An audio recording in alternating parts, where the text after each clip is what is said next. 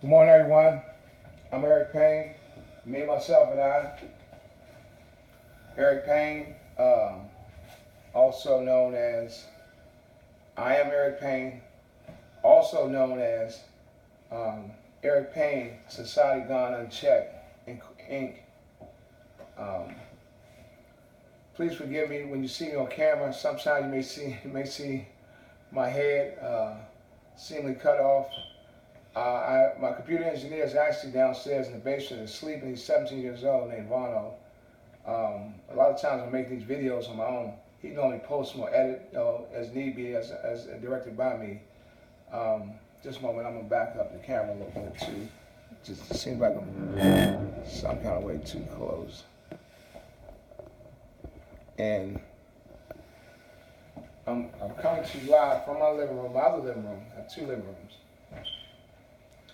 And you always have something to say. And again, I'm doing this off of my own free will, directed by my company, if you will.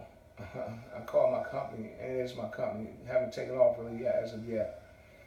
But it's Eric Payne Society Gone Unchecked Incorporated. And what I want to talk to you about this morning is the rich. And when I talk, I make more like statements of concern that we have all we have many different groups in this country, and you have religious groups, you have gay lesbian groups, you have different heterosexual groups, you have many groups, the rich, the famous, you have and somewhat a catapulting groups, not necessarily because of a formal group, but by way of society giving the name. So forgive me if I seem somewhat you know I'm not picking on any group. It's not a pick on situation with me. I just like to say something to the rich. You're around here. You have millions. You're millionaires. I'm talking about millionaires, billionaires, even just middle class with certain monies. And I'm talking money. When I say rich, I'm talking money. Not necessarily that because you're equally probably rich, and I'm sure a lot of you are equally rich in nature. But I'm talking about your money. Please come out here to these poor communities, and for the ones that are already donating to the communities, rec centers, having rec centers built. I'm talking about money's like a Bill Gates, Oprah Winfrey. I mean, come on, you're all billionaires. I like to see some of you all come down to Fort Washington, Maryland, Prince William County, Fort Washington, Maryland, not to rub shoulders with the governments, but to rub shoulders with someone like Eric Payne. I am Eric Payne. I'm on my own free will. I'm not looking for any profit, okay?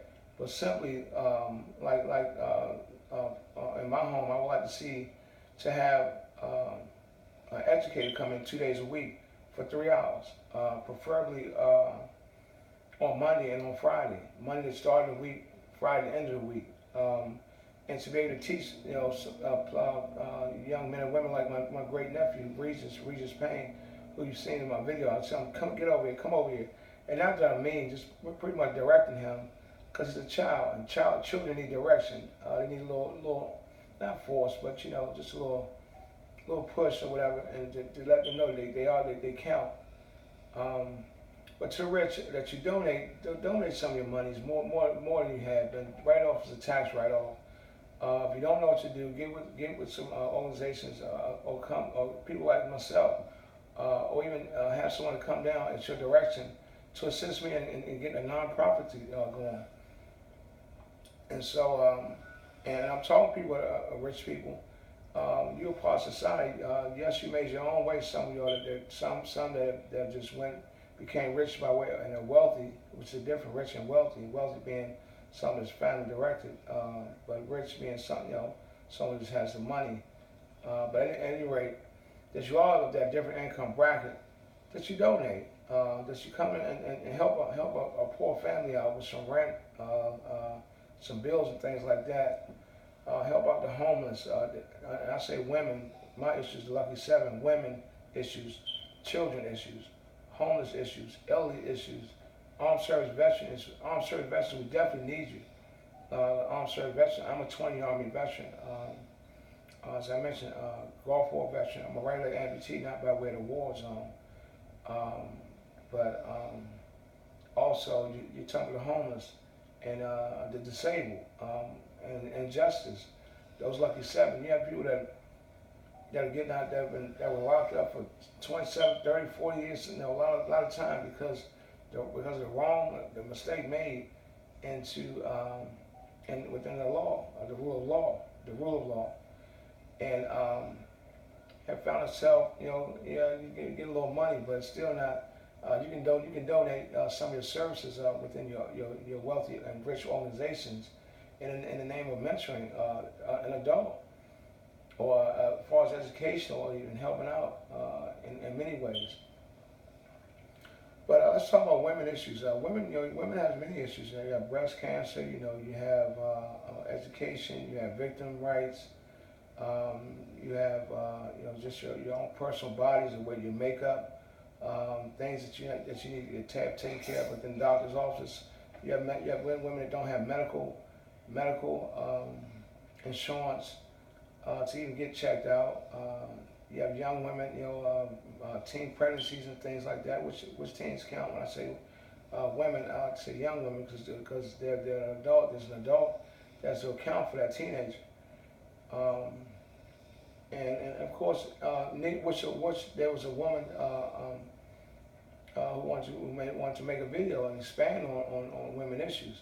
Also, children issues. I can tell you right now, like my young nephew, education, and of course it applies to almost every, and these issues can intertwine as you see fit. But education when it comes to children, I believe it at the age, I'd say 17, because 18, you are officially an adult in the eyes of the law, and of course you can vote. But definitely, I'll say 18. I'll give the 18 under so many months after turning 18. But that education, of course, medical insurance, but definitely education. Just assist in getting your driver license and things like that, which you can get at the age of 16 in some places, even younger. But having that card, someone providing a smaller card to help them with a driver's test, and some just kind of applying things like that. Because my son, who's up there in Pittsburgh, Pennsylvania, who actually needs a card to a small, pretty much a small, mid-sized, small-sized car to get a driver's test done. Everyone has trucks and all that kind of stuff, and I understand why being in Pittsburgh, there's snow actually coming around. But that has had his driver's test. He passed his driver's test last year, but always had a problem with getting a vehicle. And you can't rent a vehicle. I went to rent a vehicle, try to get him to rent a vehicle to take the driver's test. You can't use a rental vehicle. And so, but other issues of 17 and just or 18 and under, and that's just being a mentor for them. Talk to them about the law, the Constitution. As I mentioned, right over there in my off my kitchen, I always have a table set up. But I taught my friend Vanessa's son the Constitution.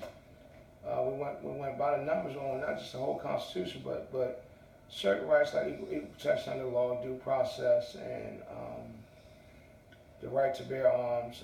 Not trying to get into that so much because I don't believe in. I'll tell you right now, Mr. President Obama, that's a subject I will be talking about, sir. You are on point, sir. I see you. I feel you. There needs to be gun control, and for any senator out there, I'm telling you right now, I'm coming to Capitol Hill one way or another. I'm nonviolent. I'm coming to Capitol Hill, okay? You sit up in these positions of Congress, and you think for 1 minute that is your position. You have a duty to the citizens of the United States of America, senators, okay, and House Representatives, but especially senators. That's what you hear about. If you've been in place for so many years, I'm telling you, there should be term limits. Even if people want to reelect you, you've been in position too long. You sit back getting reelected because people know your name most of the times. If you're not adhering to the values and ethics, senators of the United States of America, you think for 1 minute that you're going to take the law in your own hands, you're wrong, okay? I'm on to C-SPAN. I'm seeing a lot of stuff, also the news of what's going on. You are absolutely wrong. You sitting back here, Mr. Ryan, sir. I hope that you, Paul Ryan, sir. I hope that you continue as I see that you are. I haven't seen a lot of you, but you seem like you're trying to cross party lines and bring us all together. As a House Speaker, I'm just a House Speaker. I'm sorry, House Representative. I'm wrong, but you know who you are, sir. Um, but that you know, it's almost like I call it all the time growing up. I call it within a sentence between the two parties, and it's normally the daggone um, conservatives. It's called gang related at the highest level. I call it gang related at the highest level. That you sit back and your rule of law, your rule of ethics, code of conduct, you know, is not of the democracy. It's called democratic. And you have the Democrats. And Democrats act like we have the values of this nation. And you all seem like the gangsters at the highest level. Okay, enough on this gun stuff. You see all these people dying around the world. How are you gonna explain that away? You sit back now trying to regulate gun control. Mr. President has it right. Number one, Senator, you're gonna get a letter from me. Okay, I'm on my own free will. Just imagine if I had people working with me. I'll be so effective, it's unbelievable. I'm effective now. Okay, just starting out making videos in my own home, my own free will. You have people out here that are scared to make a decision. Some people out here are afraid to make a comment. Okay, and I'm telling you, I highly encourage any senator to go meet a family face to face that have been gunned down, whose sons or daughters, nieces, nephews, or grandkids, or whatever, been gunned down. I would highly recommend you come out of the confines of that state capitol, okay, as well as your senator offices over here, which I was down at the House of Representatives and Senate back in February, March, okay, time frame, or January to February, sometime around there. And I came down to this House of Representatives, parked my car downtown in a park house, went to House of Representatives. I also went to the Senate, okay, House of Representative, Mr. Cummings' office, as I mentioned before, and was redirected to talk to Steny Hoyer. Thank you, Mr. Hoyer, for your service, his nation service, getting back with me. Also met your constituency, met me in your office, sir, and we're working on issues right now as we speak. And I'm thankful for being here, sir, for the armed service veterans as well. But also Senator Cardin. I'm still looking at him from Senator Cardin. Maybe because I'm not rich, I don't know. By way of his Chief of Staff Lynch. Mr. Lynch, sir, I got your email. I've been sending you emails. Still waiting to hear back. Okay. Also, the Secretary of Veterans Affairs, McDonald.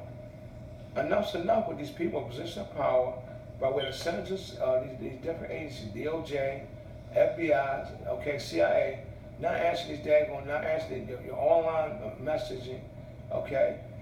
Homeland Security, Jay Johnson, you know, and Brennan Comey, you know who you all are, Susan Rice, Loretta Lynch, okay. You know who you all are, John Kerry, okay. You have those agencies right there alone, okay, which are National Security, CIA, FBI, Department of Justice, Secretary of State, okay, Homeland Security. You have a direct effect on people's lives, and you should be ashamed of yourself allowing the senators. Senators need to also be regulated. Okay, how many of them had interviews, security interviews? FBI suddenly started checking. You're responsible for everything. No one is above the law. You watch that in the Steven Seagal movie. No one is above the law. It's called Above the Law. No one is above the law, not even you. Okay? But you know that the governing body, normally the investigating body at the federal level. And you never sit back here telling us, go deal with law enforcement. Meanwhile, law enforcement in Prince George's County, state of Maryland, is broken. And I want to know when the FBI agent is going to answer some of my emails on your email address, on your tip lines, and your websites. Gun control needs to be regulated. Okay? Why is a person in the United States of America needs to own an M16 or a high-powered automatic weapon, except to hurt somebody? Okay, as I see it, or to hurt an animal or something like that. I don't see any reason why a person needs to have an automatic weapon in the United States of America. For it to eventually fall in the hands of some terrorist, some daggone crazy within the United confines